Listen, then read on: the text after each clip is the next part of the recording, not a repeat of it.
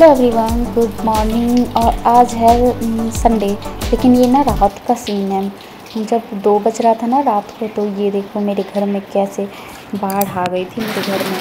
और यहाँ पर पानी ऐसे स्टोर रूम से तो इतना जाली में से गिर रहा था, और स्टोर रूम में हम इतना ज़्यादा सामान रख रखे थे कि वहाँ से हटाना बहुत मुश्किल था। और फिर ये सुबह हो गई थी, तब ये सफाई हो रहा था।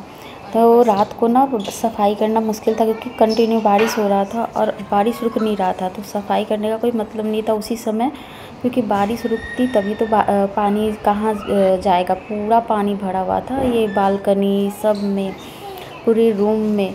तो बस ये रात को हमने थोड़ा सा पानी दिखाया कि कहाँ से पानी आ रहा है, तो वीडियो बनाया। और फिर ये सुबह फिर हमने सफाई की, तो पूरे मतलब वाइपर से ही सफाई हुआ था। पानी मतलब निकाला बाहर बालकनी की तरफ, निकालते हुए लेकर आए थे रूम से। और फिर उसके बाद फिर थोड़ा बहुत ही शूट कर पाई, क्योंकि ना फिर वो सफाई नहीं हो पाती। अब बादल अभी भी घिरा हुआ था, तो थोड़ा बहुत ही शूट कर पाई और इनका वाइपर करते हुए। उसके बाद ना फिर मैंने पोछा लगाया।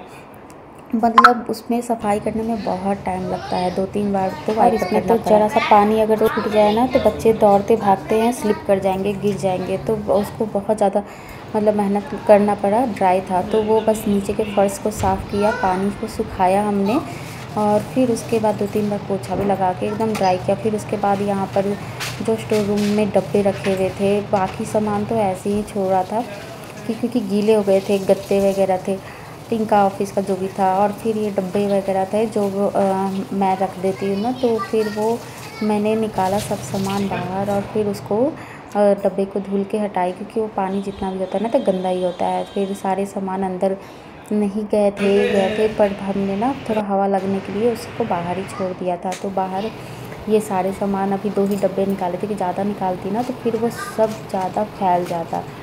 तो और बाहर बालकनी पे अभी भी मतलब था कि डब्बे बाहर रखूँगी तो कहीं बारिश ना आ जाए, तो थोड़ी देर बाद ही उसको रखूँगी। तो फिर यहाँ पर शैला साफ़ कर रही थी लाइट से कि मैं भी कुछ साफ़ कर देती हूँ।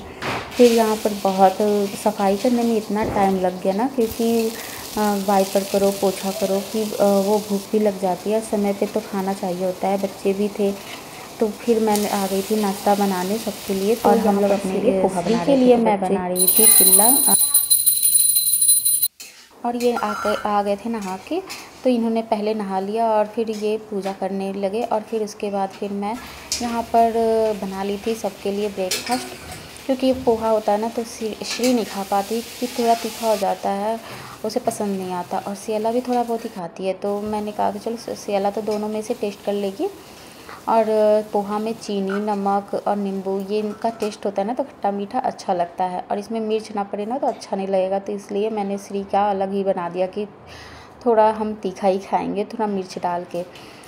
और फिर मैं यहाँ पर चाय भी बनाने के लिए रख दी थी, कि चाय बनती रहेगी और फिर हम पोहा खा लेंगे।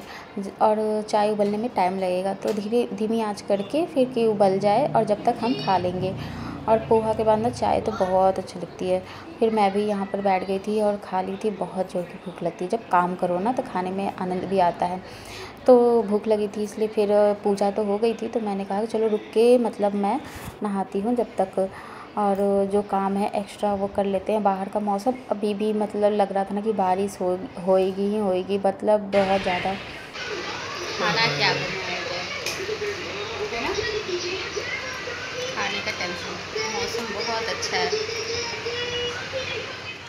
रोज़ का यही होता है, खाना क्या बने, नाश्ता क्या बने, 3-4 टाइम तो खाना होता है, तो फिर वो भी सोचना ही होता है कि क्या बनाया जाए। और फिर यहाँ पर फिर ब्रेकफास्ट वगैरह हो गया था, काम हो गया था, फिर ज़्यादा फैलाई नहीं थी। और फिर यहाँ पर ना नीचे जो पानी था उसमें ज़्यादा देर पानी का काम करो ना तो पैर हाथ ड्राई हो जाते हैं।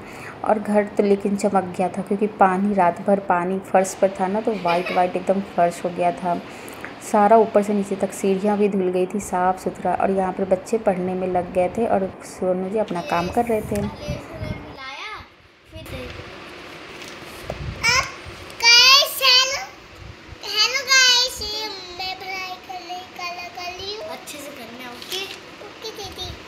ये लीजिए, उसे भी थोड़ा सा दीजिए। Thank you.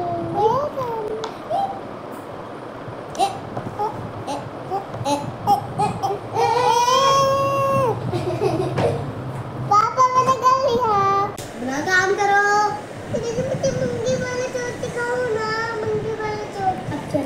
और दो बच्चे जब साथ में बैठते हैं ना पढ़ने के लिए तो पढ़ते कम है, बातें ज़्यादा करते हैं। देखा ना कैसे कैसे शैतानियाँ करते हैं।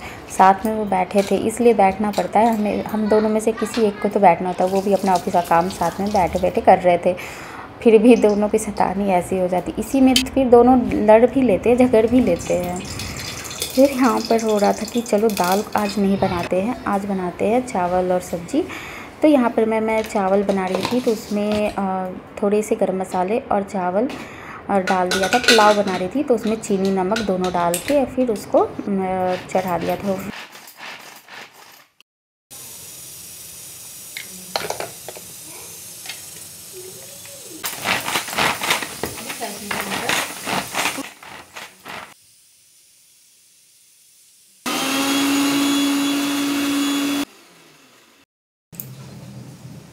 फिर यहाँ पर मैंने प्याज टमाटर को क्रश करके रख दिया और मसाले को तैयार कर लिया था। तो इसमें जीरा लहसुन अदरक और कुछ गरम मसाले को पीस लिया था। उसमें हल्दी भी पीसा था इसलिए वो येलो येलो था मसाला, कच्ची हल्दी को। और फिर उसके बाद फिर यहाँ पर बेसन की तैयारी कर रही थी। तो बेसन में मैंने नमक हल्दी और ना जीरा धनिया को पिसा हुआ डाला था। मैंने भून के रखती हूँ अलग से मसाले में, तो वो कभी कभी मसाले में डालती हूँ। तो इसमें मैंने डाल दिया था कि ये चिल्ला अगर बनाऊँगी ना तो इसको अच्छा लगेगा खाने में।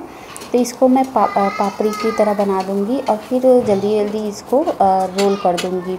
और पापड़ी बना के जो ये फिर पीसेज में ना ये कट हो जाएंगे, इसी की सब्ज़ी बन जाएगी। और फिर इसको ना ऐसे भी मतलब खा सकते हैं पकौड़ी की तरह।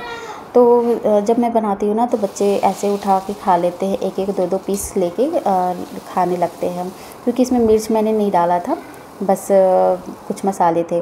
और उसके बाद यहाँ पर मैं एक तरफ चावल बन गया था तो फिर मैंने दूसरी कढ़ाई चढ़ा दी थी मसाले के लिए कि मसाला ही पकता रहेगा। क्योंकि फिर ये मैंने दूसरा चिल्ला डाला था। 3-4 चिल्ला मतलब बनाना पड़ता है। चिल्ला बोलते हैं, पापड़ी बोलते हैं। हमारे घर में चिल्ला भी बोल देते हैं, पापड़ी भी बोल देते हैं। और फिर यहाँ पर फिर मैं मसाले प्याज भुनने के बाद कुछ ऊपर से मसाले डाल रही थी। और यहाँ पर मैंने बस धनिया पाउडर ऐड किया था उसमें और कुछ सब्ज़ी मसाले। यहाँ पर पापड़ी बन गए थे तो मैंने गैस को चेंज कर दिया, मतलब उस साइड से इस साइड कर दिया, क्योंकि इसमें इधर बनाने में ना ईजी लगता है। फिर यहाँ पर मैं मसाले को धीरे पानी थोड़ा थोड़ा डालकर भून रही थी, जब तक मैंने सोचा कि बर्तनों को अपनी जगह पे, जो धुल गए थे बर्तन तो ज़्यादा हो जाते हैं तो उसको अपनी जगह पे रख दिया। और फिर मैंने स्लैब को, एक साइड की स्लैब को साफ़ करना शुरू कर दिया, क्योंकि जब तक वो मसाला भुनेगा तब तक स्लैब साफ़ हो जाएगा। तो काउंटर तो गंदा होता ही है, तो फिर उसको साफ़ मैंने कर दिया। टाइल्स वगैरह भी ऊपर से साफ़ कर दिया। और स्पून वगैरह जब हम रखते हैं ना तो नीचे पानी चला जाता है, तो ये नीचे से भी गंदा हो जाता है। तो उसको भी कपड़े से मैंने गीला था कपड़ा, तो उसको भी पोंछते गई थी साथ में। तो इससे किचन भी क्लीन होता जाएगा और खाना भी मेरा प्रॉपर टाइम पर बन जाएगा। तो वो टाइम मेरा यूज होता है इन्हीं सब चीज़ों से, कि अगर मैं किचन से बाहर नहीं जा सकती तो फिर ये काम यूज हो जाता है। और आज का मौसम थोड़ा ठंडा था, इसलिए काम करने में पसीना भी नहीं आ रहा था। यहाँ पर मसाला भुन गया था, पानी मैंने डाल दिया था। तो फिर मैंने सारे पापड़ी को इसमें डाल दिया और फिर कुछ मतलब ऐसे ही रख दिया, मसाले में नहीं डाला कि उसको श्री या सेला खा लेंगे। और फिर यहाँ पर मैंने जो काम आधा हो गया था फिर स्टार्ट कर ली थी। यहाँ पर फिर मैंने जो बर्तन रखती हूँ ना स्टैंड में, तो फिर उसको भी धुल दिया था, क्योंकि इसमें भी चिकनापन आ जाता है। तो उसको भी समय समय पर धुल देती हूँ कि अब बर्तन तो बाद में धुलेंगे ना, जब तक वो सूख जाएगा उसको भी टाइम मिलेगा सूखने का। और फिर यहाँ पर गैस को मैं पानी से धुल दूँगी। टाइल्स को भी साबुन से लगा दिया था कि तेल वगैरह उड़ते हैं तो चिकनाहट आती है, तो पानी ही डाल के धुल दिया था। और स्लैब से पानी डाल के कपड़े से यहाँ पर भी दिया था। और सारी जगह करो ना तो जल्दी से साफ़ हो जाता है। एक बार स्क्रब डाल दो साबुन लगा के, कपड़ा से गीला से साफ़ कर दो, फिर सूखा कपड़ा से कर दो।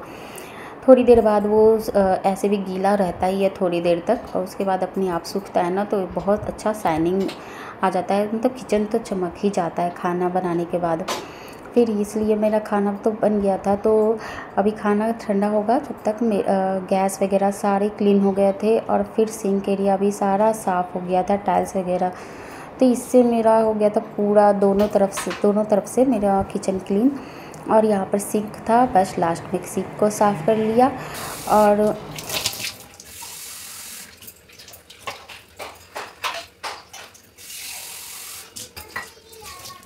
और फिर उसके बाद मेरा किचन हो गया था साफ़ सुथरा।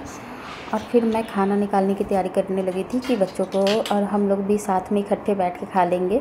तो यहाँ से अला के लिए और अपने लिए सब के लिए निकाल रही थी चावल और सब्ज़ी। और ये देखो हमारी थाली हो गई रेडी, इसमें प्याज भी कटे कर लेंगी और फिर आराम से थोड़ा बैठ के खाएंगे। और बाहर का मौसम देखो अब थोड़ा सा खुलने लगा है, तो बारिश तो नहीं हुई पर बादल था, पर उतनी गर्मी नहीं थी। खाना खाने के बाद बच्चों को आ गई थी सुलाने के लिए कि थोड़ी देर वो सो जाएंगे तो आराम मिल जाएगा। सुबह से उठ गए थे ये लोग और फिर सो ही नहीं थे, तो इसलिए रेस्ट करने के लिए आ गए थे। ऐसे ऐसे सोते हैं ना, ऐसे ऐसे।